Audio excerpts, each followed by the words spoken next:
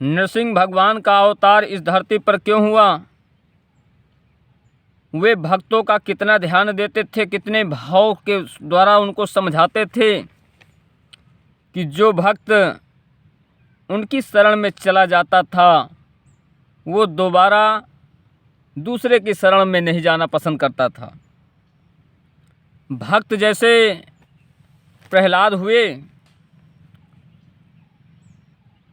जो नरसिंह भगवान जैसे प्रभु की शरण में जाने के बाद वो दूसरे के शरण में जाना पसंद नहीं करते थे।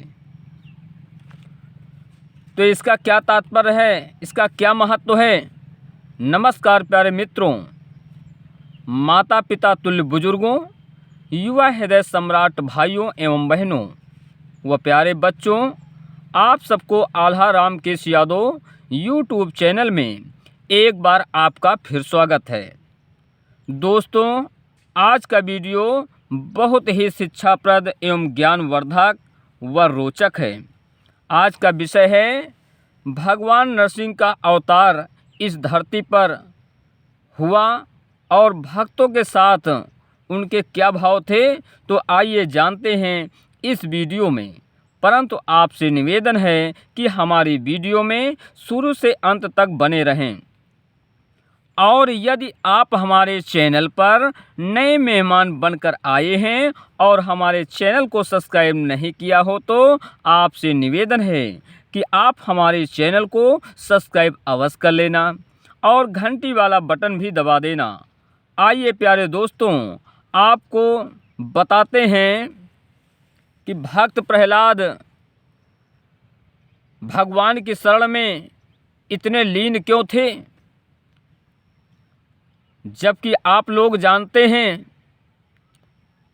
कि भक्त प्रहलाद के पिता हिरण्याकश्यप क्रोधी, क्रूर, अभिमानी राजा थे। वे भगवान को न मानने वाले अपने पुत्र प्रहलाद से कहते थे, बेटा भगवान की भक्ति मत करो, अगर नाम लेना है, नाम जपना है तो हमारा नाम लो, हिरण्याकश्यप। लेकिन भक्त जैसे प्रहलाद ने पिता की बात को न मानते हुए भगवान के नाम का स्मरण करते हुए अपनी तपस्या कर रहे थे।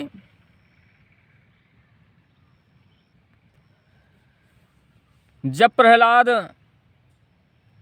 कुछ बड़े हुए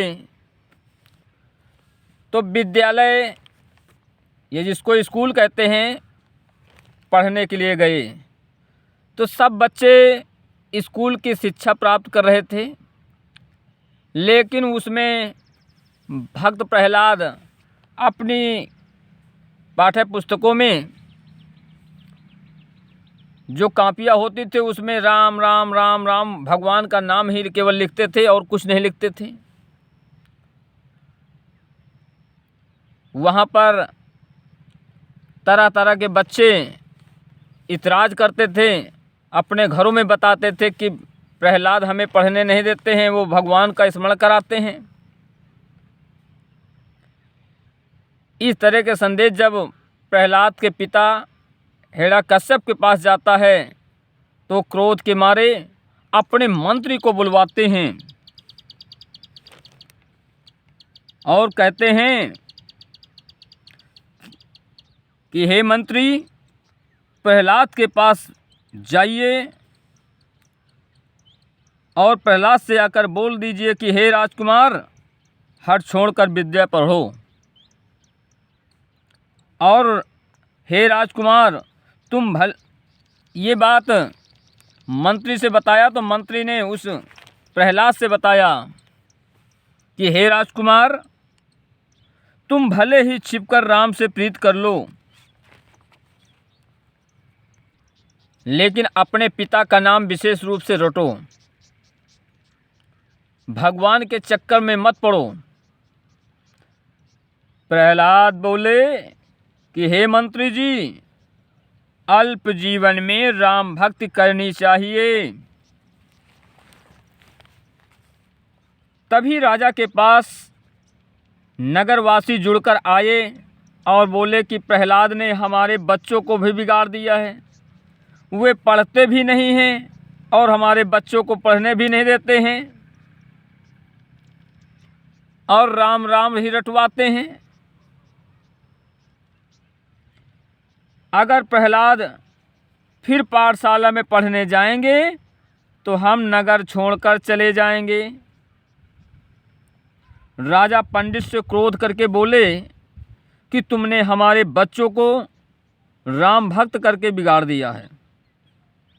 प्रहलाद को राम नाम स्मरण करते देखकर राजा बोला कि मेरी बात मान वरना प्राण खो बैठेगा। प्रहलाद नहीं माना तो राजा ने उसे बांध लेने की आज्ञा दी, किंतु राजकुमार को बांधने की हिम्मत किसमें थी। मेरे श्रोता बंधुओं, सबके सब वहाँ पर जनता खामोश खड़े रहे। राजा ने स्वयं ही प्रहलाद को पहाड़ पर से गिरा दिया। भगवान ने प्रहलाद को हाथों में ऊपर ही उठा लिया। राजा ने जब जंजीर में बांधकर प्रहलाद को समुद्र में डुबोया तो राम ने संकल्प तोड़कर प्रहलाद को किनारे पर ला दिया। राजा ने पुत्र को हाथी के नीचे डाला, हाथी भाग गया। सर्प छोड़ने पर राम ने उन्हें भगा दिया। राजा ने पुत्र के सिर पर आरा चलवाया, तीर चलवाए, पर प्रहलाद का बाल बांका नहीं हुआ। अंत में राजा की बहन होलिका, राजा हिरण्यकश्यप की बहन होलिका प्रहलाद को गोदी में लेकर अपने चारों ओर आग लगवाकर बीच में बैठ गई। मेरे प्यारे मित्रों, होलिका को ये वरदान था कि वो नहीं जलेगी। तपस्या किया था भगवान की और उसको वरदान था कि होलिका नहीं जलेगी। लेकिन मेरे प्यारे मित्रों, अगर किसी के साथ अन्याय करोगे, छल द्वेष करोगे, तब आपका जो मिला हुआ पुण्य है वो भी खत्म हो जाता है।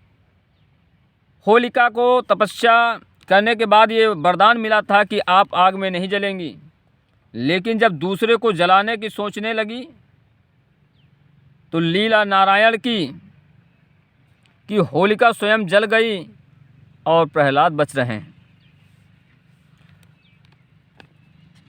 प्रहलाद वहाँ पर बच जाते हैं और होलिका जल गई। तब क्या होता है, जब प्रहलाद अग्नि में नहीं जले तो इससे प्रसन्न होकर प्रहलाद के सखा यानी जो मित्र थे आकर प्रहलाद से भेंटने लगे। फिर हिरण्यकश्यप प्रहलाद को पास बिठाकर कहने लगे, मैंने तुझे बहुत से दुख दिए परंतु तू मुझसे तनिक भी भय नहीं मानता।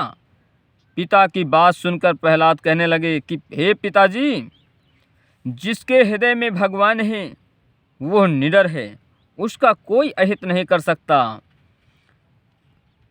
शोक मोह जभी तक प्राणी को सताते हैं जब तक कि वो राम नाम नहीं जप पाता। यह सुनकर राक्षस राजा हिरण्यकश्यप ने प्रहलाद को खंभे से बांध दिया और खड़ंग लेकर बोला है कि आज तू नहीं बचेगा। अब बुला अपने राम को, देखे कैसे तुझे राम आकर बचाते हैं। अगर खंभे में राम है तो निकालो। तभी खंभा गड़गड़ाकर फट गया। मेरे प्यारे दोस्तों, जैसे ही हिरण्यकश्यप ने अभिमान के साथ कहा कि अपने राम को खंभे से निकालो, वैसे ही खंभा फट गया। भयावने रूप वाले उसमें से नरसिंह भगवान प्रकट हो गए। बोलो नरसिंह भगवान की जय। जो अपनी दाढ़ों को कटकटाते जीभ को लपलपाते थे, उनकी लंबी मूछें नभ को छाती थी। डर कर लोग भागने लगे। उनके गर्जन से प्रलय का समुद्र तड़तड़ा उठा।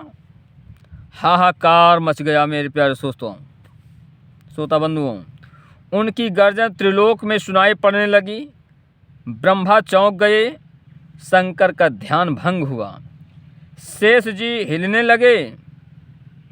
उनके हिलने के साथ उनके फन पर रखी पृथ्वी हंसने लगी। नर और नाग लोक विकल हो गए। सागर का जल उछलने लगा। गुस्से से राक्षस राज उनसे बोला कि अरे सिंह, आज मैं तुझे जान गया।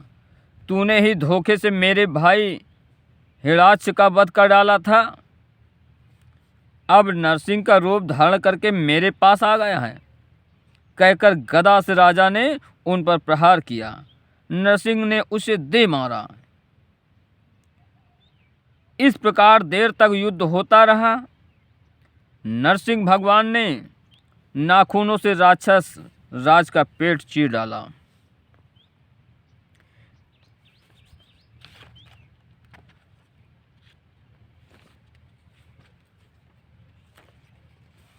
तब सब देवता आकर प्रहलाद की विनती करने लगे। ब्रह्मा ने उन्हें हृदय से लगा लिया।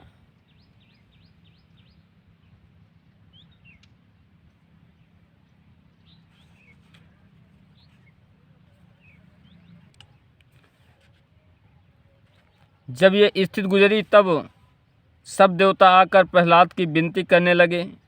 ब्रह्मा ने उन्हें हृदय से लगा लिया। भगवान ने उन्हें गले से लगा लिया और बोले, तुमने बहुत कष्ट पाए, अब मैं प्रसन्न होकर तुम्हें वरदान दूंगा, वर मांगो। प्रहलाद बोले कि जो आपकी भक्ति करते हैं वे आपकी भक्ति के अलावा कुछ नहीं चाहते। आप मुझे अपनी भक्ति ही दें। मेरे पिता आपके विमुख होकर भी आपका धाम पाएं। धन्य है प्रहलाद, जिसके पिता पुत्र को तरह तरह से प्रताड़ित करते हैं, लेकिन एक पुत्र की सोच होती है कि हमारे पिता को भी आपका धाम, भगवान का धाम मिले। नरसिंह बोले, हे तात, मेरी भक्ति की बड़ाई सुनो। जिनके कुटुंब में राम नाम का भक्त होता है वो अपने परिवार की 100 पीढ़ियों को तार दिया करता है। वो भक्त अपनी माँ की 20 पत्नी की 16 कन्या की और 12 और बहन की 11 पीढ़ियों को तार देता है। इनके अतिरिक्त फूफा की 10 और मौसी की 8 पीढ़ियों का उद्धार कर देता है। वह कुल जननी और स्वर्ग में पिता धन्यवान का पात्र है। वो कुल जननी और स्वर्ग में पिता धन्यवाद का पात्र है, जिसका बेटा मेरा दास है। ये सुनकर प्रहलाद हर्षित हुए। नरसिंह पुनः बोले, मैं जानता हूँ कि तुम राज्य नहीं करना चाहते, फिर भी मेरी आज्ञा मानकर एक मनवंतर राज करो। हे प्रहलाद, मेरी आज्ञा से तुम अब राज्य करो। प्रहलाद बोले कि प्रभु, मैं आपकी माया से डरता हूँ। वो ईश्वर के चरणों में लिपट गया। भगवान बोले कि जो व्यक्ति तुम्हारे इस चरित्र को सुनेंगे, जो लोग गाएंगे, जो लोग इसका वर्णन करेंगे, वो भी भवबाधा से छूट जाएंगे। क्योंकि ऐसी कहानी सुनने से भगवान का शरण मिलता है। तो मेरे प्यारे श्रोता बंधुओं, आप लोग ये सुन रहे हैं, भगवान नरसिंह का अवतार अपने भक्त प्रहलाद के लिए हुआ है और कितने ढंग से अपने भक्त की रक्षा किया। तरह तरह के भक्त पर कष्ट आए, संकट आए, लेकिन भगवान ने उन कष्टों का संहार करते हुए अपने भक्त की रक्षा किया।